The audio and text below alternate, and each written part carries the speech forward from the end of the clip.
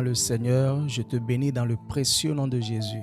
J'aimerais t'amener à examiner une question. Est-ce que tu connais Jésus? Est-ce que tu marches avec Jésus? Est-ce que tu fais partie du peuple élu qui sera enlevé? Sans doute, tu vas me dire oui, parce que tu fréquentes une dénomination depuis plusieurs années. Tu as même des responsabilités. Tu es diacre. Tu es sans doute diaconesse, ancienne prophétesse. Tu estimes que tu connais Jésus parce que c'est toi qui dépenses dans ta communauté. Tu estimes que tu connais Jésus parce que c'est toi le leader de l'église. Tu estimes que tu connais Jésus parce que tu pries, parce que tu jeûnes et parce que tu payes régulièrement, tu donnes ta dîme. Tu estimes que tu connais Jésus parce que les charges de la communauté que tu fréquentes, cette communauté à laquelle tu appartiens, tout le monde te reconnaît en tant que cette personne qui répond financièrement. Tu as de très beaux habits. Les dimanches, quand il s'agit d'aller à l'église, tu n'es jamais en retard. C'est toi qui balaye l'église, c'est toi qui nettoie tout. Tu es même l'assistant direct du pasteur. Lorsque tu pries, des miracles s'opèrent. Mais j'aimerais te dire, tout ça, ce n'est pas connaître Jésus. Une chose m'a étonné dans la Bible, c'est quand Pierre va marcher avec Jésus pendant plusieurs années et quand on va lui demander « Est-ce que tu le connais ?» Pierre va dire « Non, cet homme, je ne l'ai jamais connu. » Et quand on lit ce passage, on juge Pierre. On se dit pourquoi Pierre va dire ça. Mais toi aussi, est-ce que tu connais Jésus? On va examiner la question. La Bible dit, si vous m'aimez, gardez alors mes commandements. Les commandements de Jésus, c'est aimer Dieu de tout son cœur, de toute son âme, de toutes ses pensées. Cela voudra dire vivre pour Dieu, vivre pour Jésus. Alors, cela voudra dire être esclave de Jésus. Pour le connaître et pour marcher avec lui, il faut être son esclave. Et nous savons bien c'est quoi un esclave. C'est qui un esclave? Un esclave, c'est celui-là qui dépend entièrement de son Seigneur, qui n'a aucune volonté, qui n'a aucune décision, mais qui laisse tout jaillir de son Seigneur. S'il doit poser un pas, il faut que le maître le dise. Avant qu'il ne mange, avant qu'il ne pose un acte, il faut que le maître le lui ordonne. L'esclave ne peut pas décider de passer des heures en face d'une télévision. L'esclave ne peut pas décider d'être avec son téléphone pendant des heures, laissant les tâches que le maître lui a confiées. Le chrétien des temps de la fin, c'est le chrétien le plus distrait de toute l'histoire de l'humanité. Et c'est le même chrétien qui va dire qu'il connaît Jésus alors qu'il passe toute sa journée au boulot, au travail, dans son commerce.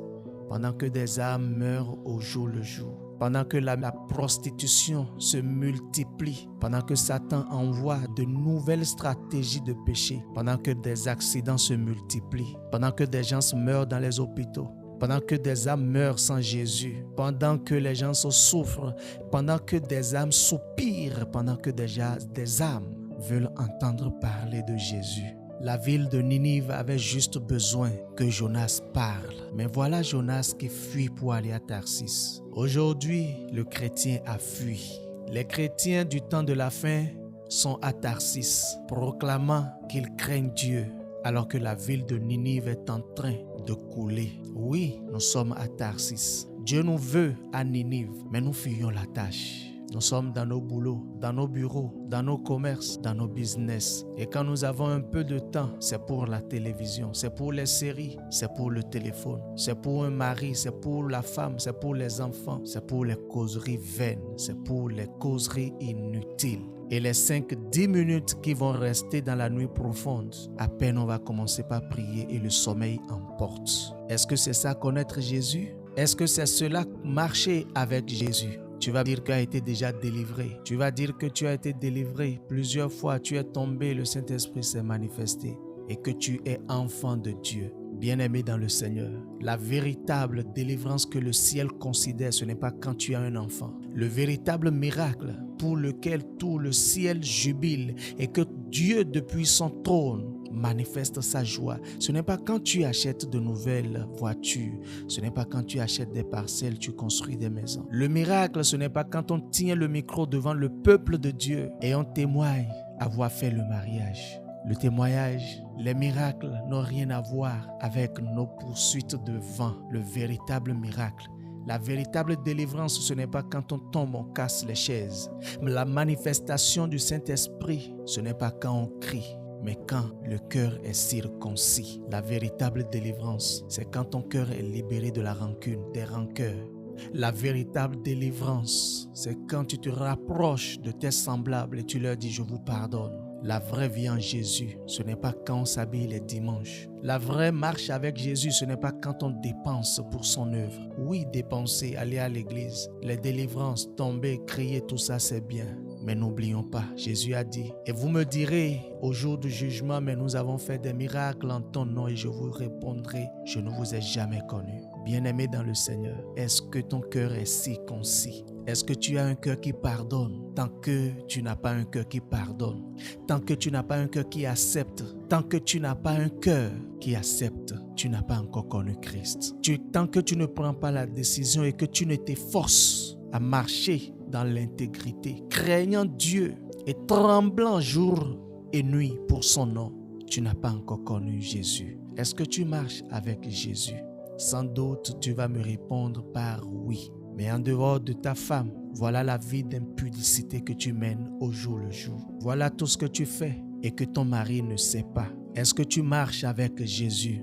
Bien-aimé, c'est trop facile de chanter que Jésus vit en toi. À quoi bon chasser Satan tout le temps? Satan sort, Satan sort. Non, non. Pourquoi nous recherchons des poux sur la tête d'un chauve? Nous nous taquinons, on pense que l'autre est sorcier, l'autre est ci. On pense que l'autre est ça. Alors que Satan que tu chasses, le voilà dans tes comportements. La Bible dit, vous avez pour père le diable. Mais notre père, ce n'est pas le diable. On peut le dire haut et fort, notre père, ce n'est pas le diable. Notre père, c'est Dieu céleste. C'est Dieu le Père, c'est l'unique. C'est celui qui a créé l'univers. Mais non, nous avons pour père le diable. La Bible a raison. Du moment où nous avons le mensonge comme manteau, du moment où tu trompes ta femme, tu trompes ton mari, du moment où tu n'as d'égard pour personne, du moment où tu mènes la vie que tu veux, une vie loin de ce que la parole de Dieu te demande, tu as pour père le diable. Nous avons pour père le diable, c'est vrai. C'est vrai parce que lorsqu'une femme tombe amoureuse, elle aime parler de sa situation à tout venant. Regardez, ma nouvelle situation, c'est mon mari. C'est mon fiancé. Elle aime parler de ça tout fièrement. Mais nous sommes une épouse. Jésus est l'époux. Il reviendra chercher son épouse. Une épouse que nous sommes déjà fatigués de l'époux, vivant loin dans l'impudicité, dans la prostitution, parcourant des communautés, tantôt dans telle communauté. Et parce qu'il n'y a pas de miracle, tantôt dans l'autre communauté. Est-ce que tu marches avec Jésus? Lorsqu'une femme est amoureuse, elle veut être plus proche de son homme. Combien de temps tu passes en prière? Tu aimes Jésus? Tu vas me répondre par oui. Mais combien de temps tu passes à méditer sa parole? Combien tu le cherches dans sa parole et en prière? Si tu aimes Jésus, c'est que tu dois être son témoin. Si tu aimes Jésus, c'est que tu dois parler de lui partout et à tout moment. Si tu comprends l'enjeu et si tu sais que nous sommes dans les derniers moments, tu n'aurais pas consacré autant de tes heures devant des séries, un téléphone, devant Facebook, devant WhatsApp. Nous avons pour père le diable. Rester sur les réseaux sociaux pour longtemps, c'est servir ceux qui ont les réseaux sociaux. Nous sommes esclaves de ceux qui ont créé Facebook. Nous ne sommes pas des esclaves de Jésus. Nous sommes esclaves de ceux qui ont créé WhatsApp. Nous ne sommes pas esclaves de Jésus. Non, Facebook n'est pas mal. Facebook n'est pas mauvais. WhatsApp, ce n'est pas mal. Mais allons là-bas évangéliser. Allons là-bas parler de Jésus. Tu dis que tu aimes Jésus, mais quand on regarde tes statuts, on reconnaît l'arbre à son fruit. La vraie délivrance, c'est quand ton cœur est circoncis.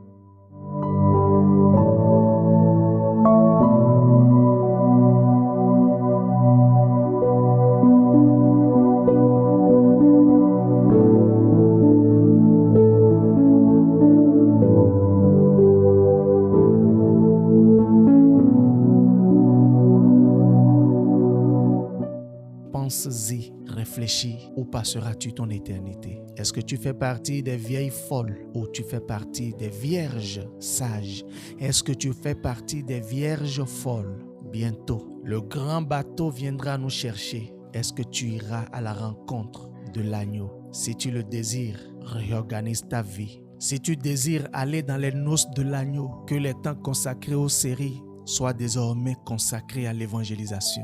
Que l'argent que tu as tout le temps consacré aux buvettes, aux hôtels, aux VIP, à la dépravation, à la débauche, à la fornication, soit orienté désormais à servir Dieu. La Bible dit, offrez-vous comme des sacrifices vivants ta vie, ton argent, tes enfants, ta maison. Tout ça doit servir le Seigneur. Tu dis que tu marches avec le Seigneur, mais ton habillement révèle que tu n'as aucune trace de Jésus. Des habillements qui révèlent l'état de ton cœur. Repentance, repentance, repens-toi, car bientôt, il ne sera plus possible de faire marche en arrière. La grâce sera enlevée de la terre et le méchant va s'abattre sur les humains qui vont rester et qui ne seront pas enlevés. Prépare ton âme. Bientôt la trompette va sonner et ceux qui vont rester vont souffrir. Regarde comment tu traites ta maison. Regarde comment tu traites ta femme, tes enfants. Regarde comment tu traites ton mari. Regarde comment au boulot tu ne peux pas parler de Jésus et tu es dans les futilités. Tout le temps en colère, tout le temps orgueilleux, puissant, fanfaron, vantard. Et tu chantes que tu es chrétien. Nous avons pour père le diable car nous faisons honte à l'évangile. Le Seigneur te bénisse. Si tu peux, là où tu es, levez la voix et dis, Seigneur, me voici, transforme-moi, déracine de ma vie tout ce qui s'oppose à ta volonté. Bien-aimés, les chrétiens, ces personnes, la Bible dit on ne peut pas allumer une lampe et la cacher sous le boisseau. Toute personne qui a reçu l'évangile et qui ne fait pas de disciples, son jugement est déjà clair. Quand le maître de la maison est revenu et que celui qui a reçu un talent n'a pas pu le travailler, on a demandé qu'il soit jeté dans les ténèbres, là où il y a les grincements de dents et les pleurs. Chrétien, oui, depuis des années, mais jamais tu n'évangélises. Mais c'est toi qui scandalises tout le monde et tout le quartier. Chrétien depuis des années, oui, mais des païens te recadrent. C'est eux qui te demandent, mais est-ce que toi, tu es vraiment chrétien? Monsieur, est-ce que vous êtes vraiment chrétien avec tout le traitement que vous faites à votre épouse? Madame, est-ce que vous êtes vraiment chrétienne? Est-ce que vous connaissez vraiment Jésus? Avec cette vie que vous menez, tout ce que tu as disparaîtra et ton âme fera face au jugement. Tu es averti. Alors prends le bon chemin, prends la bonne décision. Dieu te bénisse. Nous sommes joignables sur WhatsApp au plus 229 98 35 53 14. Shalom.